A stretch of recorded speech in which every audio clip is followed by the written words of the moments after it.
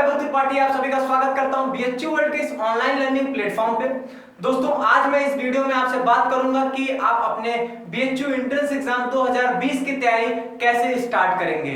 दोस्तों किसी भी कॉम्पिटिटिव एग्जाम की तैयारी स्टार्ट करने से पहले कुछ बेसिक चीजें होती हैं जिसका ओवरव्यू आपके दिमाग में बना होना बहुत जरूरी है। उसी के रिगार्डिंग आज मैं इस वीडियो में आपसे बात करूंगा और उसी के रिगार्डिंग मैंने यहाँ पे कुछ पॉइंट्स भी लिखे हैं। इसी के इर्द गिर्द आज मैं आपसे इस वीडियो में बात करूंगा। दोस्तों उससे पहले मैं आपको बता दूं कि जैसा कि आप लोगों को पता होगा कि बीएचयू वर्ल्ड कुछ कोर्सेज को लेके ऑनलाइन क्लासेस प्रोवाइड करता है, जिसमें BSc math, BSc bio, BSc AG, BSc nursing, BA arts and social, इतने कोर्सेज की ऑनलाइन क्लासेस हम लोगों ने पिछले साल प्रोवाइड की थी और इस साल भी हम लोग बहुत ही जल्द अपना ऑनलाइन क्लासेस लेकर आने वाले हैं, तो आप हमारे चैनल से जरूर जुड़े रहें। तो चलिए हम आज इस टॉपिक पे अपने बात स्टार्ट करते हैं। देखिए सबसे पहली चीज है कि आप अगर किसी भी कॉम्पिटिटिव एग्जाम की तैयारी स्टार्ट करते हैं तो कुछ बेसिक फ्रेमवर्क्स होते हैं वो आपके दिमाग में बने होने चाहिए। जैसे सबसे पहला पॉइंट है कि जनरल इंफॉर्मेशन अबाउट एग्जाम, मतलब आप जिस भी एग्जाम की तैयारी करना चाह रहे हैं उसके बारे में कुछ बेसिक्स इंफॉर्मेशन आपके दिमाग में होना चाहिए।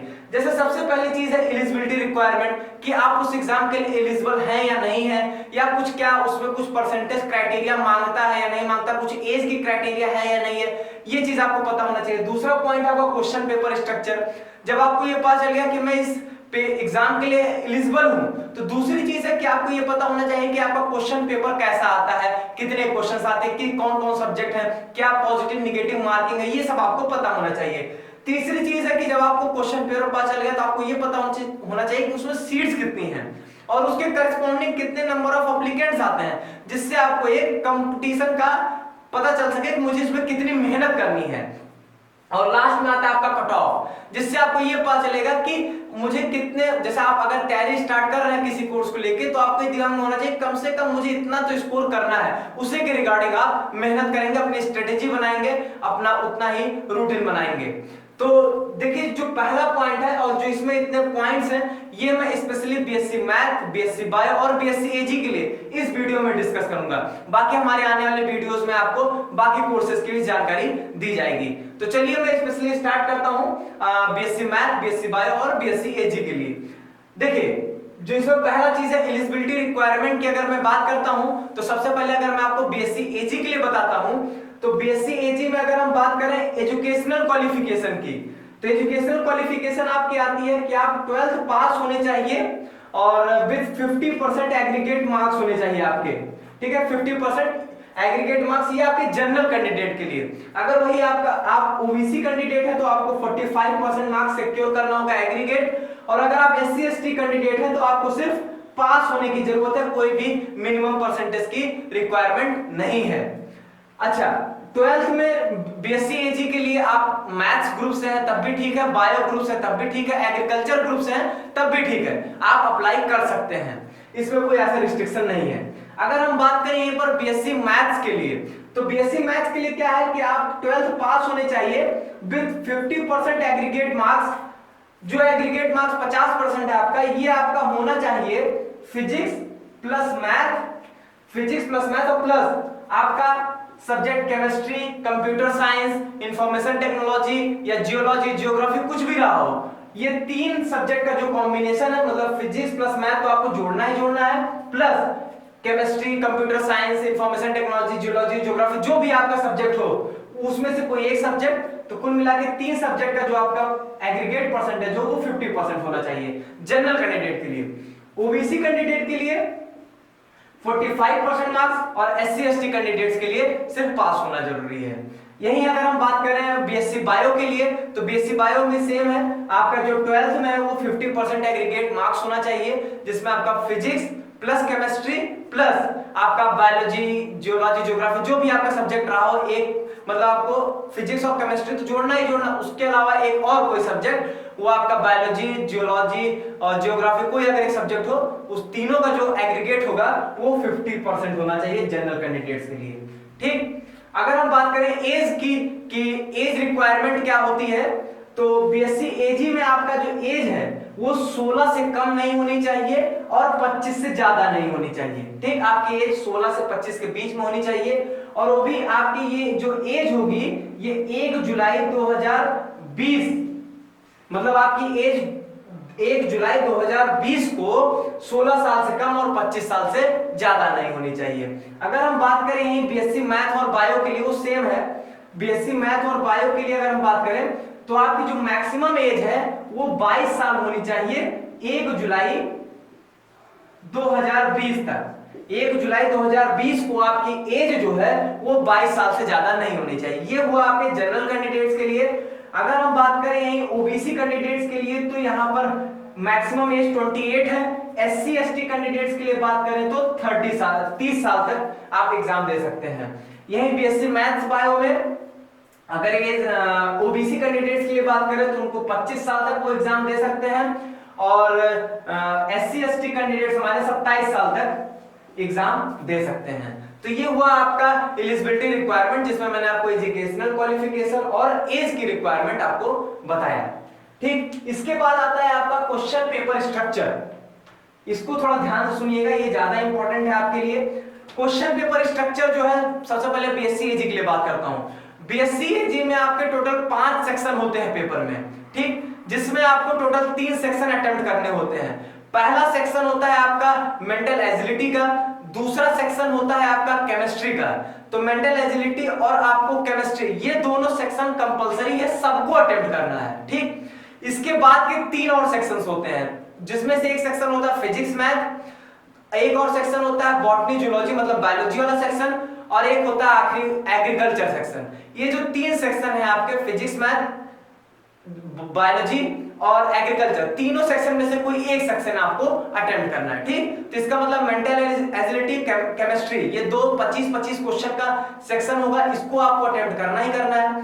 बाकी जो लास्ट के 3 सेक्शंस हैं उसमें से कोई एक सेक्शन अटेम्प्ट करना है, और जो लास्ट 3 सेक्शंस हैं वो सब 50-50 क्वेश्चन के सेक्शंस हैं। ठीक, तो पहला 25, दूसरा 25, 25, 25, 50 क्वेश्चन, और बाकी के 3 सेक्शन में से कोई एक सेक्शन अटेम्प्ट करना है जो कि 50 क्वेश्चंस का होगा। तो टोटल आपको 100 क्वेश्चंस जो हैं वो अटेम्प्ट करने हैं, और हर एक सही क्वेश्चन के लिए आपको +3 मार्क्स मिलेगा और हर एक गलत के लिए आपको -1 हो जाएगा। ठीक है, तो इस तरीके से आपका जो पेपर होगा टोटल वो 300 मार्क्स का होगा। ठीक, ऐसे ही अगर हम बात करें बीएससी मैथ्स के लिए तो बीएससी मैथ में टोटल 3 सेक्शंस होते हैं, सारे सेक्शंस कंपलसरी होते हैं, जिसमें आपका पहला सेक्शन फिजिक्स, दूसरा केमिस्ट्री, तीसरा मैथ्स का होता है। सब में 50-50 क्वेश्चंस होते हैं, टोटल 150 क्वेश्चंस होते हैं, 150 क्वेश्चन होते हैं, और मार्किंग सिस्टम वही है +3 -1, तो आपका जो टोटल है वो 450 हो जाता है। बीएससी बायो का भी सेम सिस्टम है, 3 सेक्शंस होते हैं, फिजिक्स, केमिस्ट्री, बायोलॉजी, 50-50 क्वेश्चंस के टोटल 150 क्वेश्चंस हो गए, और जिस टोटल मार्क्स हो जाएंगे आपके 450 +3 और -1। ये रही आपकी मार्किंग स्कीम और क्वेश्चन पेपर स्ट्रक्चर। इसमें आप बीएससी एजी का खासा ध्यान रखिएगा। ठीक, और अगर हम तीसरे अपने पॉइंट की बात करें सीट्स को लेके, तो देखिए सीट्स को आपको जानना बहुत जरूरी है, जिससे आपको पता चल सके कि किस लेवल का कंपटीशन है। सबसे पहले अगर हम बात करते हैं बीएससी एजी में, बीएससी एजी में आपके मेन कैंपस में 123 सीट्स हैं, और आपके जो राजीव गांधी साउथ कैंपस है बीएचयू का, उसमें आपके टोटल 40 सीट्स हैं। लेकिन मैं आपको एक बात बता देना चाहता हूं, ये जो आपका राजीव गांधी साउथ कैंपस में 40 सीट्स हैं, यहां पर आपका जो फीस है वो चेंज होती है। यहां पर आपकी फीस पड़ती है 30,000 प्लस रेगुलर फीस। ठीक है, 30,000 प्लस रेगुलर फीस इसमें लगेगी, और बाकी 123 सीट्स आपकी जो मेन कैंपस में, इसमें सिर्फ आपकी रेगुलर फीस लगेगी जो कि बहुत नॉमिनल होती है। ठीक है, ये तो बीएससी एजी का हाल हो गया। अगर हम बात करें यहां पर बीएससी मैथ की, तो बीएससी मैथ्स में आपके जो मेन कैंपस है उसमें 460 सीट है, जो कि मेल एंड फीमेल दोनों के लिए होता है, और एमएमबी में आपके महिला महाविद्यालय जो सिर्फ मतलब लड़कियों के लिए होता है, फीमेल्स के लिए होता है, इसमें आपके टोटल 77 सीट्स हैं। ठीक, तो ये सिर्फ फीमेल और ये आपका मेल एंड फीमेल। ठीक, और दोनों आपके मेन कैंपस में ही मौजूद है। अगर हम ऐसे बात करें बीएससी बायो के लिए, तो बीएससी बायो के लिए मेन कैंपस में 307 सीट है, और 154 सीट है हमारे एमएमबी में, जो सिर्फ फीमेल्स के लिए होगा। ठीक, अच्छा, सीट्स को लेकर मैं आपको एक बात बता देना चाहता हूं कि अगर जो 2019 में जो यूटी बुलेटिन आया था उसके अकॉर्डिंग मैंने आपको सीट्स बताया है। एक ये बहुत खबर चल रही थी कि जो सीट्स हैं वो इंक्रीज हुई हैं। ठीक, ठीक है, लेकिन इसकी कोई ऑफिशियल कंफर्मेशन नहीं, एग्जैक्ट डेटा नहीं है। ये है कि कुछ सीट्स बढ़ी हुई हैं लेकिन एग्जैक्ट डेटा नहीं उपलब्ध है, इसलिए मैंने आपको वहां पर वो जो बढ़ी हुई सीट्स है उसके बारे में मैंने यहाँ पर कुछ नहीं बोला है।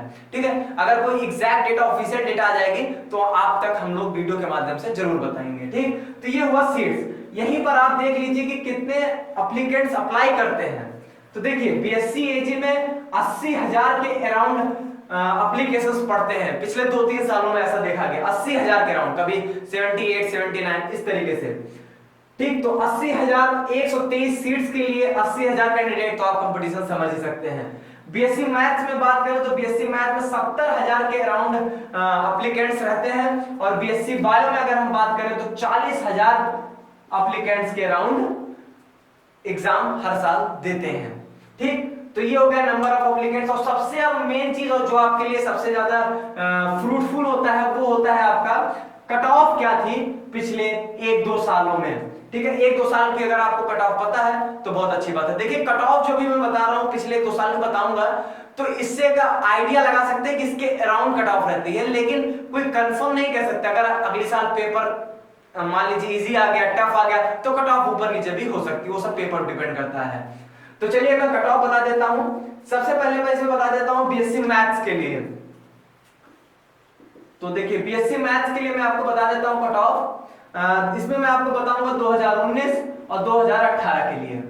ठीक, जनरल कैंडिडेट्स की बात करें तो 2019 में कट ऑफ थी 195 और 2018 में कट ऑफ थी 173। अगर यहाँ पर ईडब्ल्यूएस कैटेगरी की बात करें जो कि 2019 से लागू हुआ है तो सिर्फ 2019 में ही उसकी कट ऑफ होगी, वो थी 184 और 2018 में थी ही नहीं ईडब्ल्यूएस कैटेगरी। अगर ओबीसी कैटेगरी की हम बात करें तो 2019 में कट ऑफ थी 171 और 2018 में थी 165। अगर एससी कैंडिडेट्स की बात करें तो 2019 में 110 और 2018 में 87। एसटी कैंडिडेट्स की बात करें तो 2019 में 79 और 2018 में भी 79। ठीक, तो ये कैटेगरी वाइज कट ऑफ है। और मैं बता दूं ये जो कट ऑफ है ये आपकी मेन कैंपस के लिए कट ऑफ मैंने दिया है। आपने क्या है मेन कैंपस के लिए। अगर आपको एमएमडी कट ऑफ जाननी है तो आप इसमें से 20 से 25 नंबर जो है वो कम कर लीजिए, वही आपकी एमएमडी की कट ऑफ हो जाएगी। ठीक है, लेकिन अगर अभी आप तैयारी स्टार्ट कर रहे हैं तो अपने दिमाग में सिर्फ मेन कैंपस की ही कट ऑफ को लेके चलिए। ठीक, इसके बाद अगर हम बात करें यहीं पर बीएससी बायो के लिए, अगर हम यहीं पर बात करें आपके बीएससी बायो के लिए तो बीएससी बायो के लिए देखिए क्या कट ऑफ है। अब आप लोग ये जान रहे हैं कि सारे मार्क्स जो है वो आउट ऑफ 450 हैं। ठीक है, बीएससी बायो के लिए 2019 में जनरल कैंडिडेट्स के लिए कट ऑफ 260 और 2018 में थी 265। ठीक, ईडब्ल्यूएस कैटेगरी के 253 और 2018 में तो कट ऑफ ही नहीं होगी। ओबीसी कैंडिडेट्स की बात करें तो 210 और 2018 में 239। एससी कैंडिडेट्स की बात करें तो 141 और 140 और एसटी कैंडिडेट्स की बात करें तो 78 और 85। ठीक, ये रही बीएससी बायो की कट ऑफ। आप इसको नोट कर लीजिए और अपने दिमाग में एक आइडिया बना लीजिए कि मुझे कितने के अराउंड स्कोर करना है। इसके अलावा अगर मैं बात करूं बीएससी एजी की तो बीएससी एजी के पिछले 2 साल के कट ऑफ को लेकर मैं एक एवरेज बता देता हूं कि कितना दोनों साल में कट ऑफ लगभग सिमिलर ही थी। तो मैं एक आपको general cut average cut off बता देता हूं। देखिए जनरल कैंडिडेट्स के लिए 220 से 225 आउट ऑफ 300। ठीक, 100 ही क्वेश्चन अटेम्प्ट करना है तो टोटल आपका मार्क्स कितना होगा 300। ओबीसी कैंडिडेट्स के लिए आप एवरेज कट ऑफ 210 से 215, एससी कैंडिडेट्स के लिए 160, एसटी कैंडिडेट्स के लिए 140 से 145। ठीक, ये रहा बीएससी एजी के लिए कट ऑफ। ठीक, तो इससे आपको एक कंपटीशन का तो पता ही चल जाएगा कि किस तरीके का या किस स्तर का कंपटीशन है। ठीक, तो ये हुआ आपके एग्जाम को लेके एक जनरल इंफॉर्मेशन जो कि आपको सबसे पहले आप किसी भी कोर्स की तैयारी कर रहे हैं कम से कम इतनी चीजों की आप जानकारी अपने पास जरूर रख लें। ठीक, तो उम्मीद करता हूं कि आपको इतना सब समझ में आ चुका होगा। अगली मैं बात करता हूं कि अगर आपको इतना सब पता चल गया, आपको मतलब बाहरी दुनिया सब पता चल गई है, तब आप मेन बात आती है कि सर तैयारी अब कैसे करें, क्या अगला स्टेप होगा हमारा। तो अगला स्टेप होगा आपका सिलेबस की जानकारी। आपको पेपर पता चल गया, कट ऑफ पता चल गई, तब आपको पता चलना चाहिए कि अगर मेरे पेपर में 3 सब्जेक्ट हैं तो तीनों सब्जेक्ट की सिलेबस क्या है। ठीक है, अब देखिए इन जनरल अगर बीएससी मैथ बायो एजी के लिए बात होती है तो ये कह दिया जाता है कि 11 12 का जो सिलेबस है वही आएगा। ठीक है, ये बात सही भी है, 11 12 का ही सिलेबस आता है। अब आने वाले आगे वीडियोस में आपको सब्जेक्ट वाइज जो है वो सिलेबस दिया जाएगा हमारे द्वारा, लेकिन उसमें खास क्या होगा कि देखिए ये तो सबको पता है कि 11 12 का ही सिलेबस आता है। हम उसमें खास क्या करेंगे कि हर एक चैप्टर में आपको बताएंगे कि किस पोर्शन से ज्यादा क्वेश्चंस आते हैं। ठीक है, किस पोर्शन से ज्यादा क्वेश्चन आते हैं, जिससे आप इस चीजों को एलिमिनेट कर पाएंगे, रेलेवेंट और इररेलेवेंट चीजों को, जिससे अगर पिछले 5-7 सालों में क्वेश्चंस नहीं आए हैं तो अब भी आने के चांसेस बहुत कम होंगे। तो इससे आपकी तैयारी और अच्छी हो सकती है। तो सिलेबस के किस पार्ट से कहां से क्वेश्चन आ रहे हैं इसकी एनालिसिस बहुत जरूरी, वो हम लोग आपको सब्जेक्ट वाइज आपको देंगे वीडियोस के थ्रू। ठीक है, अच्छा यहाँ पर सिलेबस में एक बहुत जरूरी चीज है, जैसे कि मैंने बताया कि आपको ये पता होना चाहिए कि किस चैप्टर से कहां से क्वेश्चन आ रहे हैं या वो कौन सा पार्ट ज्यादा टच कर रहा है। इसके लिए आप लोग क्या करिए, आप अपने प्रीवियस ईयर पेपर की एनालिसिस करिए। हम लोग तो एनालिसिस करके आप लोगों को देंगे, लेकिन आप खुद से एनालिसिस करेंगे तो आपके लिए ज्यादा बेटर होगा। प्रीवियस ईयर पेपर संजीवनी बूटी होती है, ये तो आप लोग जानते ही है। आप सब लोग आप लोगों को ये कहते रहते हैं कि प्रीवियस ईयर पेपर देखो, प्रीवियस ईयर पेपर देखो। तो दी मोस्ट इंपोर्टेंट चीज है आपकी प्रीवियस ईयर पेपर। और उसमें भी मैं आपको एक बताता हूं, बीएचयू के लिए बहुत एक्स फैक्टर होता है। वो क्या है कि आप प्रीवियस ईयर पेपर देखिए, लेकिन जैसे बीएससी मैथ वाले हैं वो बीएससी बायो और बीएससी एजी का भी प्रीवियस ईयर पेपर देखें। बीएससी बायो वाले बीएससी मैथ और बीएससी एजी का भी पेपर देखें। ये जो इंटर कन्वर्जन में बोल रहा हूं, ऐसा क्यों बोल रहा हूं, क्योंकि क्या होता है कि कभी कभी ऐसा बहुत बार हुआ है कि बीएससी बायो के प्रीवियस ईयर के क्वेश्चन एज इट इज उठ के सेम आपके बीएससी मैथ में आ गए हैं। बाकी सेम का सेम रिपीट करता है, जैसे बीएससी मैथ का प्रीवियस ईयर बीएससी मैथ में रिपीट करेगा, लेकिन बीएससी बायो का भी बीएससी मैथ में डाल देंगे, कभी बीएससी एजी का बीएससी मैथ में डाल देंगे। ठीक है, तो जो आपके सब्जेक्ट हैं वो उन पेपरों से भी क्वेश्चंस आप देखिए, उससे आपकी एनालिसिस बहुत अच्छी होगी। ठीक, तो ये हुआ आपका सिलेबस। अब आपको जब सिलेबस पता चल चुका, आपको चैप्टर्स पता चल चुके हैं, तब जरूरी आपको ये पता चलना चाहिए कि हर एक चैप्टर का वेटेज क्या है। जैसे कौन सा चैप्टर ज्यादा वेटेज है कि जिसको हमें ज्यादा समय देना है, ज्यादा फोकस करना है, ज्यादा उससे क्वेश्चंस आते हैं, वो आता है आपका ट्रेंड एनालिसिस में। तो इसके रिगार्डिंग में हम लोग जो सिलेबस वीडियो देंगे उसमें आपका ट्रेंड एनालिसिस इंक्लूडेड रहेगा। हम लोग पिछले 3-4 साल की एनालिसिस से आपको बताएंगे कि किस चैप्टर से कितने क्वेश्चंस आते हैं, किस चैप्टर से 2 क्वेश्चन 3 क्वेश्चन आते हैं, 4 क्वेश्चन आते हैं, ये आपको हम बताएंगे। और पोर्शन वाइज भी बताएंगे, जैसे केमिस्ट्री का बताएंगे तो उसमें बताएंगे कि फिजिकल केमिस्ट्री से कितने आते हैं, ऑर्गेनिक से कितने आते हैं, इनऑर्गेनिक से कितने आते हैं, तो हर एक चीज आपको डिटेल में मिलेगा। तो हमारी आने वाली वीडियोस आप समझ चुके होंगे कि सिलेबस, ट्रेंड एनालिसिस, इन सब चीजों को लेकर रहेंगे। अगला जो पॉइंट है हमारा कि अब आपको सिलेबस भी पता चल चुका है, आपको ये पता चल चुका कि कौन से चैप्टर के वेटेज कितना है, किससे कितने क्वेश्चंस आते हैं, अब सब कुछ आपको पता चल चुका। अब मेन काम आता है, सबसे मेन काम जो सबसे इंपॉर्टेंट है वो है कि आपकी पढ़ाई स्टार्ट करना। तो आपकी पढ़ाई आप कहां से स्टार्ट करेंगे और कैसे स्टार्ट करेंगे। सबसे पहली चीज आती है इसमें स्टडी मटेरियल, कि आप क्या, जैसे आप पढ़ने के लिए आपने मूड बना लिया कि मुझे पढ़ना है, तो कहां से पढ़ेंगे। तो स्टडी मटेरियल 2 तरीके की चीज हो सकती है। एक ये हो सकता है कि आप बुक से ही पढ़ें, सेल्फ स्टडी करें, और दूसरा होता है आप कोचिंग ज्वाइन करें। कोचिंग में भी आप ऑनलाइन ज्वाइन कर सकते हैं, ऑफलाइन ज्वाइन कर सकते हैं। पिछले वीडियो में आशुतोष सर ने ऑनलाइन ऑफलाइन सबका कंपैरिजन आपको बता ही दिया है। ठीक है, ऑनलाइन क्लासेस हमारी आएंगी वो तो आपको पता ही है। तो आपका जो स्टडी मटेरियल में आता है, अगर आप सेल्फ स्टडी करते हैं तो ध्यान दीजिएगा, आप बुक्स पढ़िए, बहुत अच्छी चीज है।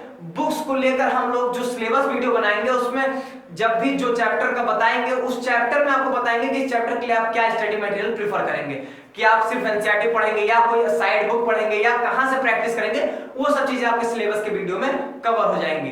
ठीक है, तो वो आप वहां से देख सकते हैं। एक चीज मेरी पर्सनल जो सजेशन है उसको आप लोग मान लीजिएगा कि आप कोई भी मार्केट से बुक मत खरीदिएगा कि जो बीएचयू एंट्रेंस एग्जाम को लेके आती हैं, कि बीएचयू एंट्रेंस एग्जाम की स्पेशल बुक बनी, नहीं। आपकी जो भी 12th स्टैंडर्ड की जो भी आप बुक पढ़ रहे हैं वो आपके लिए बहुत बेनिफिशियल होगी इन कंपैरिजन टू जो मार्केट में बीएचयू एंट्रेंस एग्जाम लिख के बिकती है। सारी बुक कूड़ा, 1 नंबर की कूड़ा बुक है, उसको बिल्कुल मत लीजिएगा। तो बात चल के चलिए स्टडी मटेरियल भी मान लीजिए हम आपने बटोर लिया, वो आपको इन दोनों के वीडियोस में आपको स्टडी मटेरियल भी पता चल जाएगा। फिर आता है आपकी स्ट्रेटजी प्लानिंग, मतलब आपका एक रूटीन बनना चाहिए, एक डिसिप्लिन वे में आपकी एक रूटीन बननी चाहिए कि और आप एक अपना प्लानिंग बनाएंगे। ये अपने इंडिविजुअल स्तर पे होता है, अपने एक क्या अंडरस्टैंडिंग लेवल है आपका, क्या मेंटल लेवल है, उस पर सब डिपेंड करता है कि आप 5 घंटे पढ़ के अपनी तैयारी को अच्छा बना सकते हैं, 6 घंटे पढ़ के तैयारी अपनी अच्छी बना सकते हैं। तो वो आपके ऊपर है। तो एक स्ट्रेटेजी, एक बढ़िया रूटीन अपना जरूर बना के फिर अपने आप पढ़ाई स्टार्ट कर सकते हैं। बात करें अगर स्ट्रेटेजी को लेके, तो स्ट्रेटेजी हर एक सब्जेक्ट वाइज स्ट्रेटेजी भी आपको वीडियोस के माध्यम में हम लोग प्रोवाइड करेंगे। तो ये कुल मिला के आपको जानकारी रही इस वीडियो में कि आप अपने एंट्रेंस एग्जाम की तैयारी कैसे करेंगे, और इसी के वीडियो के माध्यम से मैंने आपको बता दिया कि हमारे आने वाले आगे वीडियोस आपके क्या क्या होंगे। ठीक है, तो आने वाले वीडियोस के लिए चैनल से जुड़े रहें, चैनल को सब्सक्राइब कर लें और नोटिफिकेशन के लिए बेल आइकन जरूर प्रेस कर लें, और ये कमेंट बॉक्स में जरूर बताएं कि आपको ये वीडियो कैसा लगा और आप हमसे और क्या चाहते हैं। उन कमेंट सेक्शन बताइए, उसी के माध्यम से हम आप लोगों तक वीडियो पहुंचाएंगे। बहुत बहुत धन्यवाद।